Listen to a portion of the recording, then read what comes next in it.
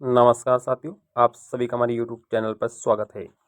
साथियों, राजस्थान में 4th grade भर्ती की डीवी की प्रक्रिया चल रही है और सभी 9 मंडलों की डीवी प्रक्रिया में पहले चरण में दिव्यांग अभ्यर्थियों का यहां पर डीवी हो चुका है।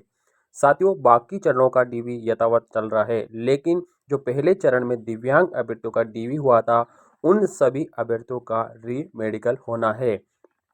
साथियों, कई सारे मंडलों ने री मेडिकल को लेकर कह भी दिया है अभ्यर्थियों को, लेकिन कुछ मंडलों ने री मेडिकल को लेकर कुछ भी नहीं कहा है।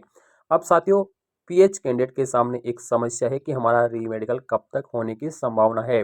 साथियों, री मेडिकल सभी का होने वाला है और यहाँ पर नए दिशा निर्देश भी जारी हो चुके हैं। साथियों, अगर आप भी री मेडिकल के लिए जाने वाले हैं तो आपको कौन कौन से दस्तावेज लेकर जाने हैं, इसको लेकर हम इस वीडियो में बात करेंगे। साथियों, यहाँ पर अभी 9 मंडलों में से केवल 2 मंडलों की सूची हुई है। वो 2 मंडल कौन से हैं? साथियों, इन 2 मंडलों की जो सूची जारी की गई है, उस सूची के अंदर यहाँ पर अलग-अलग निर्देश है और अलग-अलग दस्तावेज की क्या जानकारी यहाँ पर दी गई है, इसको लेकर हम दोनों में टैली करने वाले हैं।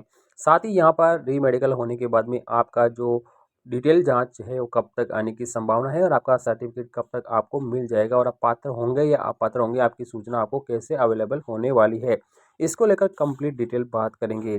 तो साथियों, राजस्थान में 4th ग्रेड वैकेंसी के डीवी हो रहे हैं और जो पीएच कैंडिडेट है उनके सामने की समस्या है कि हमारा री मेडिकल कब होगा, हम प्रोविजनल शामिल होंगे या हमें फाइनली फिट किया जाएगा।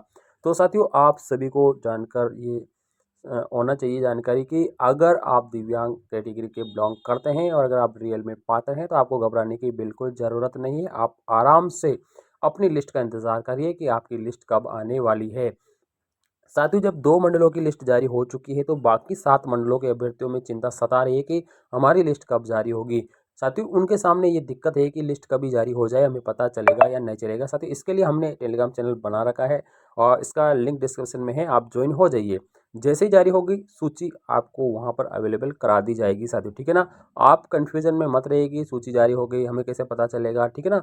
तो ऐसी कोई दिक्कत वाली बात नहीं, जैसे होगी हम आपको टेलीग्राम चैनल पर अवेलेबल करवा देंगे। सबसे पहले पाली संभाग ने लिस्ट जारी की है। इस लिस्ट के अंदर जितने भी दिव्यांग अभ्यर्थी है उन सभी की जांच के लिए मेडिकल बोर्ड के सामने उपस्थित होने की यहाँ पर पीडीएफ जारी कर दी है। साथियों, अगर आप दिव्यांग कैटेगरी से बिलोंग करते हैं तो यहाँ पर आपको बताए गए अस्पताल में आपको जाना है।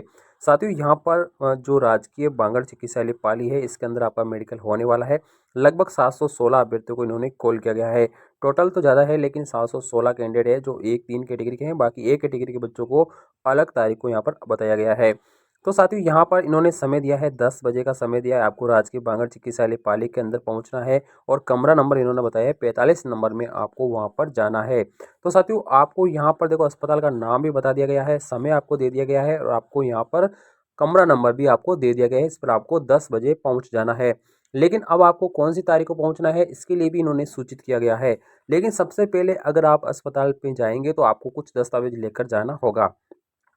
सबसे पहले तो आपको पास आदेश की प्रति होनी चाहिए। आदेश का मतलब है आप चतुर्थ श्रेणी के अंदर आप जब डीवी करवाने गए थे तो पाली मंडल ने अलग से सूची जारी की गई थी पाली मंडल में, ठीक है। तो पाली मंडल में आपका जब भी डीवी हुआ था वो वाला आदेश आपको लेकर जाना है।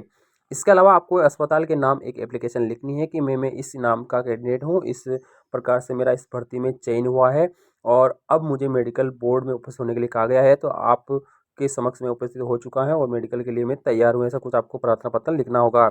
इसके अलावा आपको पासपोर्ट साइज फ़ोटो भी आपके पास होनी चाहिए, जिसके अंदर आपको पास जिसमें विकलांगता दिखाई दे रही है, पासपोर्ट साइज आपको फ़ोटो खिंचवानी है। ये नवीनतम फ़ोटो होनी चाहिए, इसमें दिनांक भी अंकित होनी चाहिए। तो ये आप जो फ़ोटोग्राफ़र होते हैं उसको आप बोल दीजिए कि इसमें विकलांगता दर्शित करते हुए बता दो और आप इसको इसमें आप दिनांक भी शो कर दो, ऐसी आप फ़ोटो खींच सकते हो। ऐसी आपको पासपोर्ट साइज आपको लगभग 4 या 5 फ़ोटो आपको लेकर जानी है। इसके अलावा आपको मूल दिव्यांग पत्र प्रमाण पत्र और फोटोकॉपी दोनों ओरिजिनल और फोटोकॉपी आपको दोनों लेकर जानी। ऐसे नहीं कि आप केवल फोटोकॉपी लेकर चले जाए फिर आपको वापस दोबारा आपको चक्कर हो जाए, तो ऐसा नहीं है।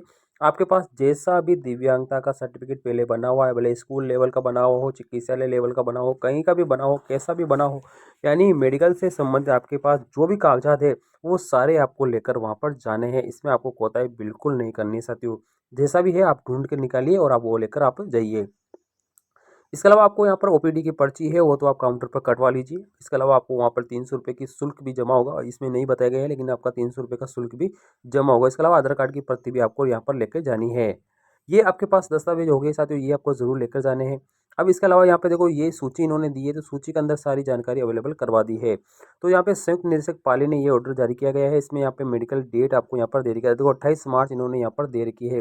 यानी इनका जो पहला मेडिकल होगा ना वो 28 मार्च को होने वाला है। अभी आपका अभी 25 मार्च हो गया, 28 मार्च को आपका मेडिकल होगा, ये डेट यहाँ पर दी गई है। अब देखो अपन इन्होंने सबसे अच्छी बात विद्यार्थियों के हित में क्या की गई है साथियों, ठीक है ना। जैसे 28 मार्च को इस बंदे का यहाँ पर मेडिकल होने वाला है, ठीक है ना। ये बीएलवी स्पोर्ट पर्सन कैटेगरी के बिलोंग करते हैं, बीएलवी कैटेगरी के बंदे हैं। साथ में इसका मोबाइल नंबर भी यहाँ पर दिया गया है।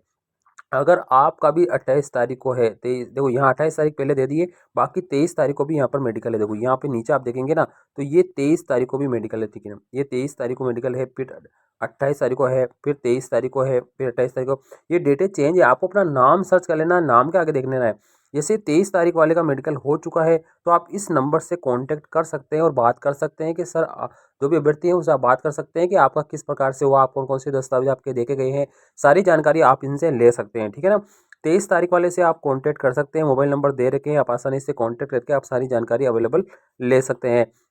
आप पीडीएफ में अपना नाम सर्च करना है, आपका नाम या एप्लीकेशन रोल नंबर जैसे भी आप सर्च करना चाहते हैं सर्च करना है, और आपको सामने ये डेट आपको देखनी है, आपको मेडिकल डेट देखनी है आपकी।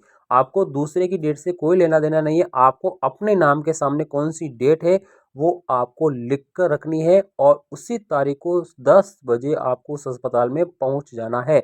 यानी आपको उसमें कोताही नहीं करनी है। ऐसे नहीं आप डेट से कन्फ्यूजन हो गए, आपको अपने नाम से पहले, नाम जैसा भी है आप नाम के पहले अपनी डेट को आप कंफर्म कर लीजिए, आपके मोबाइल नंबर भी आप कंफर्म कर लीजिए, और इसी डेट को आप सेव कर करके और उसी डेट को आपको वहाँ पर पहुँच जाना है। तो ये सूची जारी की गई, इसे आपको बिल्कुल अपना नाम सर्च कर लीजिए साथियों, ठीक है ना। ये 3 कैटेगरी एलडीसीपी, बीएलवी और एमआईएमडी कैटेगरी के विद्यार्थियों का यहाँ पर ये डेटा यहाँ पर जारी किया गया है। अब यहाँ पे देखो साथियों थोड़ा सा देखो यहाँ पे टोटल कितने बंदे हैं, यहाँ पे 789 बंदों का यहाँ पर डेटा जारी किया गया है। अब इन 789 में का 716 बंदे तो 3 कैटेगरी के हैं, जिसके अंदर एक बीएलवी कैटेगरी है और एक एलडीसीपी कैटेगरी है और एक एमआईएमडी कैटेगरी है साथियों, ठीक है ना। ये 3 कैटेगरी के 716 बंदे हैं। बाकी जो 73 बंदे जो बच रहे हैं ना, वो एचआई कैटेगरी के, किस कैटेगरी के साथियों, एचआई कैटेगरी के हैं, और इनका जो मेडिकल है ना वो अलग जगह होगा, यहाँ पर इन्होंने लिख दिया साथियों, ठीक है ना। ये यहाँ पर पाली अस्पताल को लिख दिया गया है कि इनको आपको देखो यहाँ पर अलग से लिखा है कि 73 बच्चे ना ये एचआई कैटेगरी के हैं, ज़्यादा हेयर इम्प्रूवमेंट के हैं। इनका आप यहाँ पे भेज सकते हैं, या तो समय मानसिंह अस्पताल आप भेज सकते हैं, या मथुरा प्रसाद चिकित्सालय जोधपुर भेज सकते हो, या जेएलएन अजमेर भेज सकते हो, या भोपाल सिंह उदयपुर आप इन 4 अस्पतालों में आप इन 73 अभ्यर्थियों को भेज सकते हैं।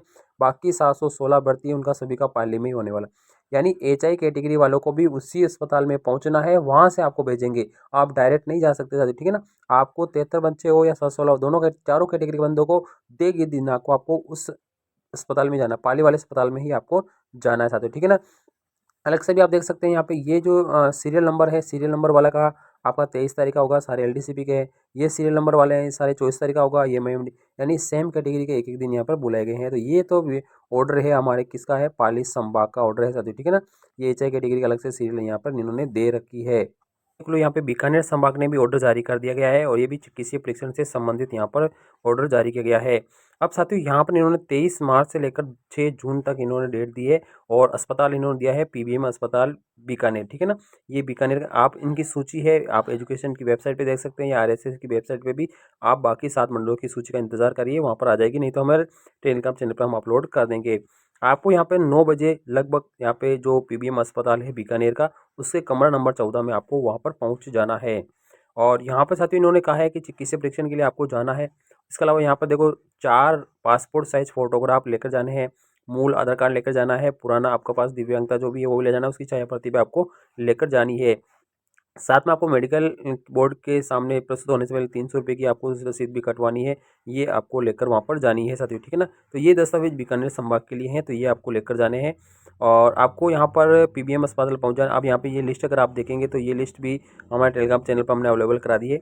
इन्होंने यहाँ पे रोल नंबर, नाम वाम सब कुछ जानकारी दे रखी है, और यहाँ पर देखो यहाँ पर इन्होंने केवल डीवी डेट आपकी मेडिकल डेट दी है 23 मार्च को साथियों, ठीक है। इसमें मोबाइल नंबर इन्होंने यहाँ पर नहीं दिए हैं, तो आप इस तय की दिनांक को आप जान सकते हैं साथियों, ठीक है ना। तो यहाँ पर 23 तारीख से हो रहे हैं, 23 तारीख को कई लोगों का यहाँ पर मेडिकल होने वाला है साथियों, ठीक है ना। तो 23 मार्च को आप पहुँच चुके होंगे, ठीक है ना, और कई विद्यार्थी पहुँच गए हैं। अगर आपके पास इनके कॉन्टैक्ट नंबर है तो आप इनसे कॉन्टैक्ट कर सकते हैं कि इनको क्या क्या दस्तावेज लेकर गए हैं और कैसे इनको पात्र माना गया है।